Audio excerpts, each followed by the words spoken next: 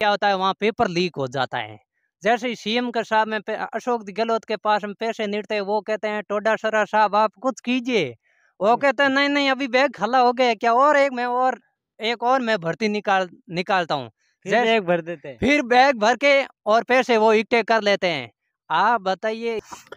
तो मुडाराम जी, राजस्थान में क्या है कि पेपर लीक बहुत होते हैं, और वैसे नौकरियां भी बहुत मिली है अशोक जी के राज में। मास्टर बहुत बने हैं, रीट की भर्तियां जितनी अशोक जी ने निकाली उतनी किसी ने नहीं निकाली।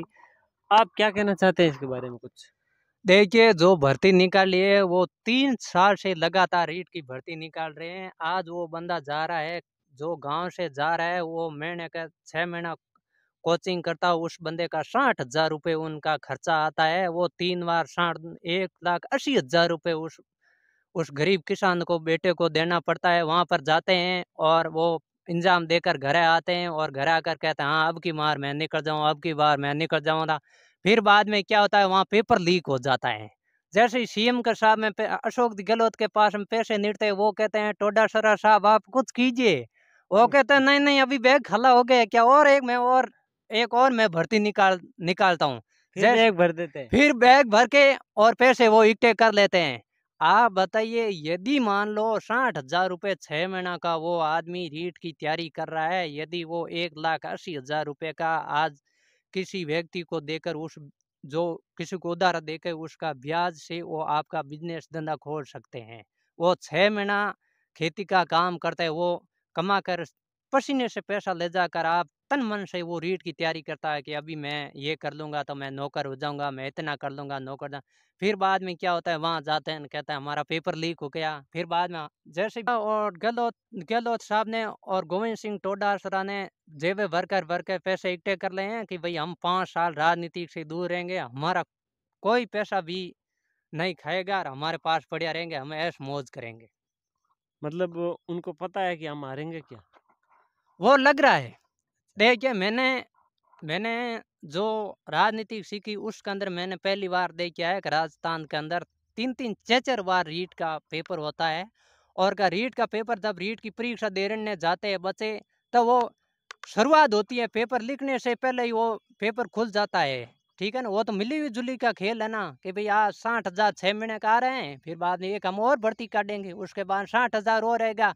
उस बेचारे 6 महीना धंधा करके 1,20,000 रुपये कमाए, और वो 12 महीना के लिए वो पैसे उसने वहाँ खर्च किए। और वो घर का पूछते रिजल्ट का क्या हुआ। जैसे मैं भी हूँ, कोई मेरे भाई साथ कोई मेरा भाई रीट की तैयारी करा है, मैं उसको पूछता हूँ कि तुमने रीट हासिल कर ली। वो उसको बहुत शर्म आती कि यार मैं जोधपुर रहता, मैंने रीट की तैयारी करी, मेरे पिताजी ने पैसे दिए। अब बोले मैं उस महीने को क्या जवाब दूंगा। और फिर वो कहता है कि यार नहीं, थोड़ा सा पीछे रह गया। हाँ वो कहता मैं 1-2 नंबर से पीछे रह जाता। कहीं कहीं बात ये है कि कहीं कहीं हमारे बहन भाई क्या करते हैं, जो मतलब हंसते हैं, आप मेहनत करोगे तो आपका बहुत बढ़िया रिजल्ट आएगा। कहीं हमारे बहन भाई क्या करते हैं, जैसे ही रिजल्ट जारी हुआ, जैसे ही नंबर नहीं है, वो आत्महत्या कर लेता है। ऐसा नहीं करना चाहिए। आदमी को बार बार परेशान, बार बार धैर्य रखना आदमी चाहिए धैर्य थोड़ा। रखना चाहिए और बार बार प्रयास करना चाहिए। आत्महत्या करने वाले कायर होते हैं। आत्महत्या करने वाले कायर होते हैं। मैंने एक दिन अखबार में पढ़ा था, एक बाड़मेर का जाट था, उसने तहसीलदार की परीक्षा दे वो 60 बार फेल हो चुका, लेकिन वो अब वर्तमान में 22 के अंदर वो तहसीलदार है। और सीखना चाहिए हर युवाओं को ऐसे लोगों से। देखिए हर हर युवा को और भाई बहनों को मैं यही रिक्वेस्ट करता हूँ कि आप पढ़ाई करो, सब कुछ करो, लेकिन ऐसा काम मत करो कि भी मैं ये कर लूँ ये करो, वो मत करो। आत्महत्या वगैरह ऐसा मत करना। आपकी जिंदगी के लिए भगवान ने आपको दी है तो आप खुशी से जियो। आत्महत्या कायरों का काम है। आत्महत्या कायरा का ये काम है। और आप अच्छे से अच्छे पढ़ाई करो। आप ये रखो कि भाई मैं लिखमा राम जी से आगे मैं कैसे निकलूं, कैसे आगे मैं पढ़ूं, ठीक है ना, हर मेरी एजुकेशन सही है कि नहीं है। फिर बाद में कहीं के बच्चे क्या करते हैं, घर से सबसे पहले उसकी माता पिता पेरेंट्स की कमी होती है। वो क्या होता है, जो बच्चा जोधपुर जाता है उसके ऊपर प्रेशर डालता है कि हाँ तेरे को पढ़ना ही पढ़ना। वो बच्चा नौकरी लगानी लगानी। हाँ नौकरी लगानी लगानी। वो बच्चा क्या करता है, सोचता है कि यार मैं पढ़ाई में नंबर नहीं आऊंगा तो मेरे घर वाले फिर डांटेंगे। ऐसेबल होता है तो वो सोचता है घर वालों को क्या मुंह दिखाऊंगा, इसलिए आत्महत्या कर लेता है। हाँ, इसी कारण से वो आत्महत्या कर लेता है। ऐसा मेरे सभी बहन भैया से निवेदन है कि आप ऐसा मत करना। जो भी आपका सब्जेक्ट लिए उसकी आप जम के तैयारी करो।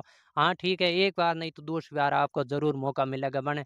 मैं एक इतना ही चाहता हूँ, चाहे भले किसी पार्टी की भी सरकार हो, लेकिन मैं ये कहता हूँ कि आप जो बच्चे हैं, जो वहाँ हैं, उसके साथ आप ऐसी गद्दारी मत करो। बिल्कुल जी, मोढेराम जी बहुत अच्छी शिक्षा दे रहे हैं सभी युवाओं को और पढ़ने वाले सभी को। तो आप इनकी बातों को ध्यान से सुनें और अपने अंदर ग्रहण करें। धन्यवाद।